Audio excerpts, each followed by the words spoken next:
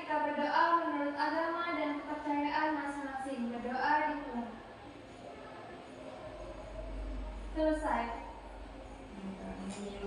Hadir semua ini? Hadir, Bu. Hadir, Bu. Ya, Ibu cek ya. Kristina. Hadir, Bu. Iya, gimana Kristin? Sehat hari ini? Sehat, Bu. Isti Wahyuningsi. Hadir, Bu. Sehat, Ti? Sehat, Bu. Alhamdulillah. Oke, kemarin kita udah belajar minggu lalu ya. Pertemuan sebelumnya kita telah belajar tentang kritik sosial. Nah, hari ini kita akan belajar tentang apa? Tahu nggak hari ini kita akan belajar tentang apa? Hikayat. Hikayat. Benar, hari ini kita akan belajar tentang hikayat. Jadi, kritik sosial sama hikayat itu materinya saling berkaitan. Waktu kritik sosial kita belajar tentang pesan-pesan yang terkait dalam kritik sosial. Nah, pada hikayat juga terdapat ada pesan-pesan juga. Baik, sebelum kita mulai materi pelajaran, kita tes kefokusan dulu ya. Oke, fokus ya. Kita cek kefokusan dengan sedikit bermain ya. Coba carilah 4 angka yang hilang dari angka-angka yang telah Ibu sebutkan. Paham? Paham. Oke ya. 1, 3, 5, 6, 8, 10, 11, 12, 13, 14, 15. 4 angka yang hilang apa aja? 2, 2, terus? 4, 6, 7, benar. 9. Mantap. Tepuk tangan dong, Ustaz. Oke, kita mulai materi hari ini. Kita belajar tentang teks hikayat. Nah, ini dia halaman berapa itu? Halaman 200 ya. Menyusun nilai dalam cerita lintas zaman. Yuk. Nah, pembelajaran hari ini bertujuan agar anak-anak semua mampu menganalisis unsur dan struktur teks hikayat dengan tepat, lalu mampu menginterpretasi video dan isi teks hikayat serta nilai-nilai yang terkandung di dalamnya. Nah, jadi sebelum itu Ibu mau menanya ini ke anak-anak semua. Pernah nggak kalian mengetahui cerita rakyat yang ada di Indonesia khususnya di Jambi? Pernah. Contohnya apa? Pernah dengar Orang Kayu Hitam? Pernah. Pernah dengar Putri Retno Pinamasa? Pernah. Ya. Lalu kalian mengetahui cerita rakyat tersebut dari mana? Biasanya dari orang tua kadang, dari guru, atau dari media sosial. Upaya apa yang dapat kita lakukan untuk melestarikan cerita rakyat atau hikayat tersebut? Dengan cara apa? Menyalurkan kepada teman-teman berikutnya. Benar, kita ceritakan kembali cerita rakyat atau hikayat yang telah kita ketahui.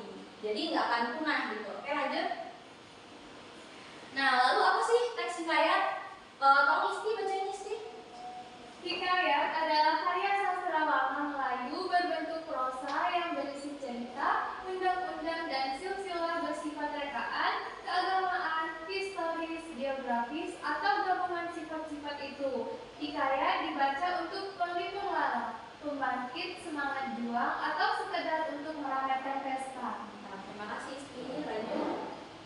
Nah, jadi ciri-ciri teks hikayat itu dia ceritanya tidak berubah. Jadi meskipun ceritanya itu tahun-tahun 1900-an, dia tetap tidak berubah sampai sekarang. Nah, cerita itu juga turun-temurun. Lalu tidak diketahui pengarangnya. Jadi anonim, kita nggak tahu tuh siapa yang membuatnya.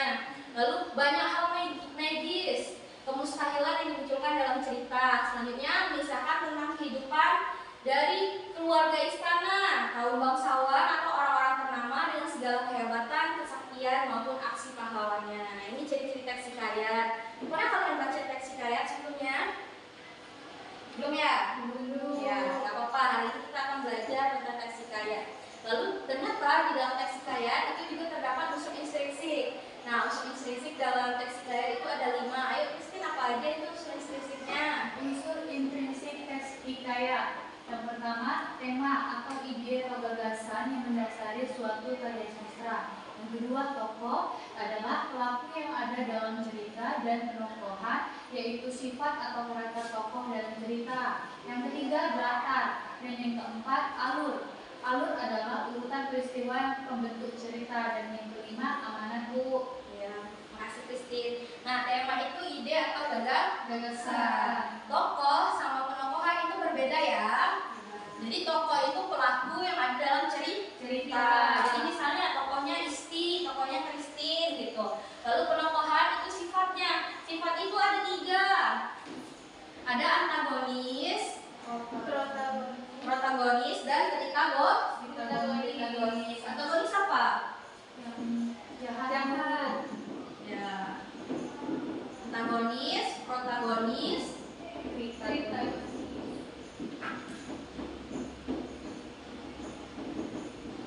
Nah, jadi anta itu jahat, pro itu mendukung, jadi baik ya. Tritagonis ini apa? Penengah. Ya, penengah. Dia bisa baik, bisa jahat. Jahat. Mantap. Nah, latar itu terbagi menjadi 3. Apa aja? Latar waktu.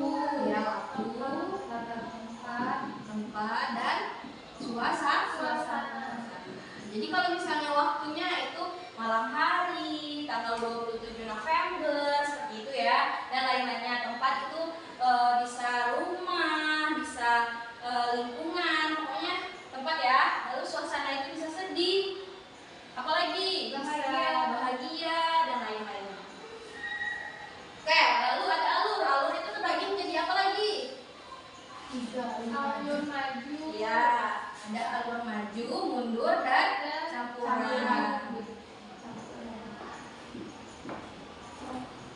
Biasanya cerita hikayat itu maju, mundur, atau campuran? Oh ya, anak-anak belum baca ya. Nanti kita baca lagi beberapa cerita teks hikayat, nanti baru kita bisa kita simpulkan biasanya teks hikayat itu alur apa gitu. Oke, lalu amanat. Amanat apa? Pesan moral. Nah, iya, pesan yang dalam teks hikayat. Oke, ada yang mau ditanyain dari unsur intrinsik teks hikayat? Tidak ada. Oke, lanjut ya. Nah, di dalam teks hikayat itu terdapat nilai-nilai yang di dalam teksnya. Nilai-nilai apa aja itu? Ada nilai pendidikan, nilai religius, nilai moral, dan nilai sosial. Pendidikan itu yang berkaitan dengan semangat atau kemauan seseorang untuk terus belajar. Religius itu biasanya berkaitan dengan pencipta alam atau seisinya, jadi kepada Tuhan ya. Lalu ada nilai moral, penggambaran tentang nilai-nilai kebenaran, kejujuran, dan ajaran kebaikan. Lalu ada nilai sosial yang berkaitan dengan individu satu dengan individu yang lainnya. Jadi ada 4 nilai-nilai ya. Nilai apa aja? Pendidikan, religius, moral, dan sosial. Oke, mantap. Lanjut. Nah, lalu teks hikayat itu terdapat strukturnya. Ada 6 struktur. Apa aja nih? Tolong Isti bacain. Struktur hikayat yang pertama itu ada abstraksi, yang kedua orientasi, 3 komplikasi, yang keempat evaluasi, kelima resolusi, dan terakhir modal. Oke, nanti kita bahas lanjut. Ada contohnya ya. Oke, lanjut lagi. Nah, ini tolong dibacain Christine. Ini contoh teks hikayat ya, Hang Tuah. Teks hikayat yang berjudul Hang Tuah. Pada suatu ketika, ada seorang pemuda yang bernama Hang Tuah, anak Hang Mahmud. Mereka bertempat tinggal di Sungai Duyung.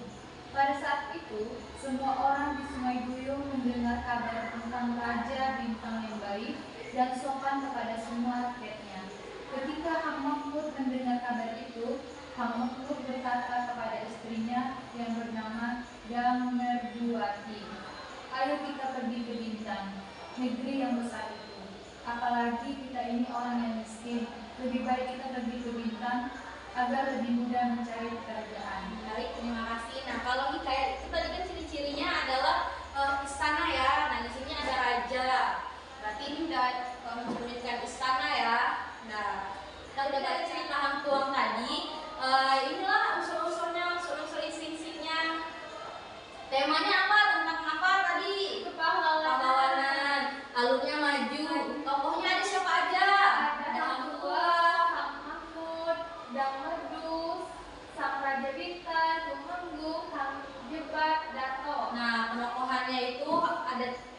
Ada ini ya, Hang Tuah itu protagonis, Hang Mahmud itu protagonis, Dang Merdu itu protagonis, Sang Raja protagonis, dan Tumenggung itu yang antagonis.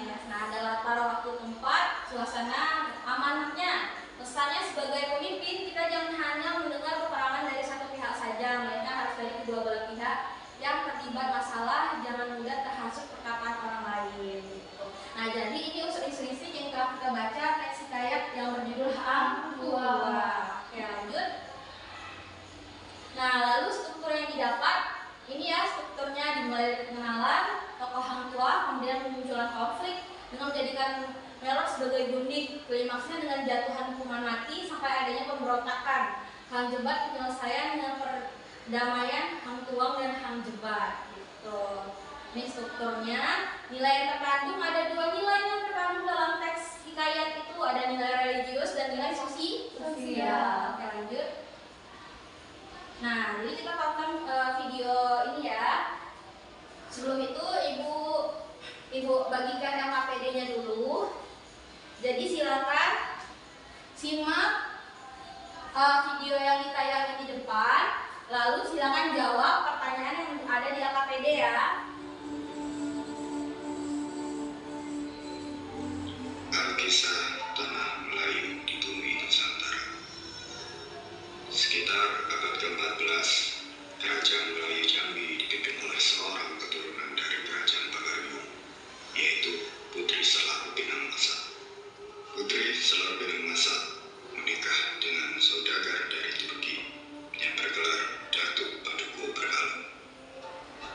Mereka memiliki 4 orang anak. Orang kayu Pingai, orang kayu Kedataran, orang kayu hitam, dan orang kayu gemuk. Setelah keempat anaknya beranjak dewasa, kepemimpinan Kerajaan Jambi diturunkan kepada orang kayu Pingai.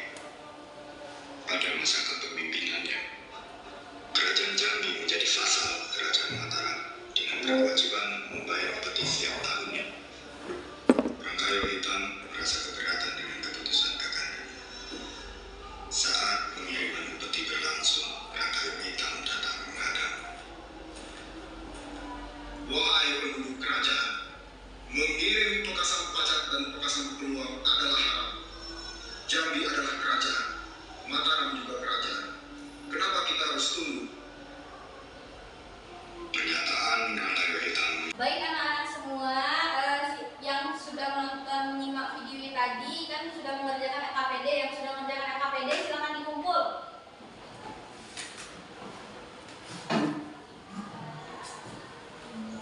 Baik, terima kasih. Oke, apakah ada pertanyaan dari pembelajaran kita hari ini? Tidak ada ya, sudah jelas ya. Oke, materi selanjutnya kita akan tetap belajar tentang teks hikayat, tapi kita akan mencoba dari teks hikayat itu kita jadikan cerpen. Oke, baiklah. Sekian untuk hari ini. Terima kasih anak-anak sudah mengikuti materi dengan sangat baik, pembelajaran dengan sangat